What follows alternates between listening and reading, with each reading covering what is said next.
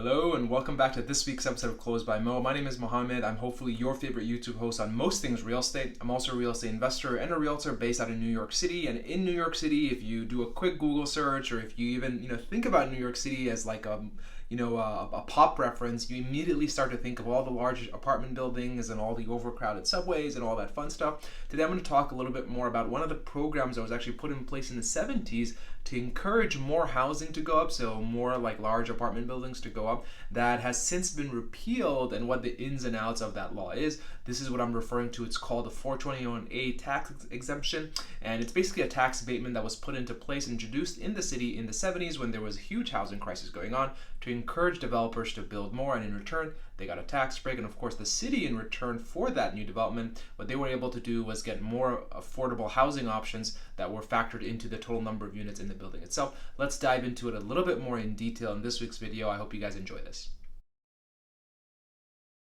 Now, just like all good things that come to an end, even the 421A tax abatement incentive was also officially retired in late 2022 or early 2023, and it was just one of those things that existed since the 70s to encourage developers to come in and build a lot more housing.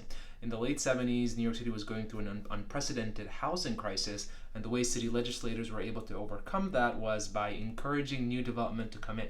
So how do you encourage developers to come in? By telling them that, hey, there could be an incentive for you to increase your bottom line or your overall profits if you're able to build more housing. And the way they were able to do that was by the 421A tax exemption that basically gave like a tax abatement to developers that built housing supply in certain parts of the city. Now, the advantage here for the developers obviously is the fact that they had to pay less in taxes, so their bottom line definitely improved. And the advantage for the city was twofold.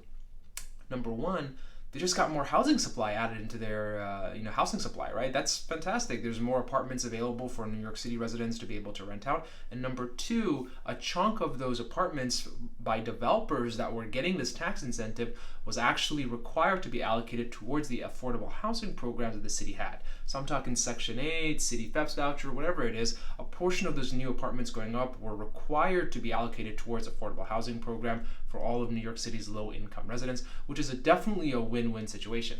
Now, you as an individual, if you're looking to purchase an apartment in New York City, you want to be able to be mindful, or at least have your broker be mindful of knowing which buildings still have and for how long their tax abatement or their 421A duration is still going to last. The reason I say that is because once that tax abatement period expires, right? Once, let's say, for example, you hit that 25 or 30-year mark, the amount of taxes that's going to be allocated for that building is going to go a lot higher, sometimes more than double.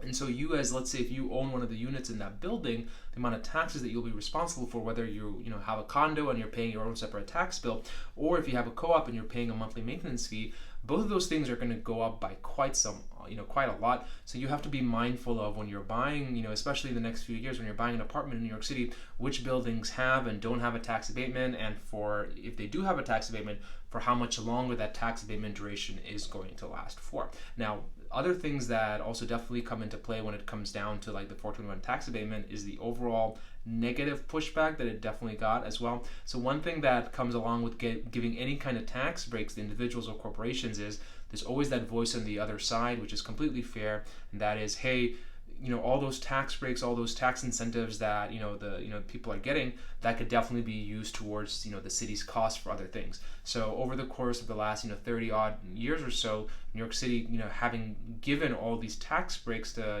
big developers and other property developers, obviously all that taxes that was forgoed or abated could have been used towards other things, which is totally understandable. And that's why the tax abatement, the 421A tax abatement, was actually sunsetted earlier this year in 2023 and late 2022.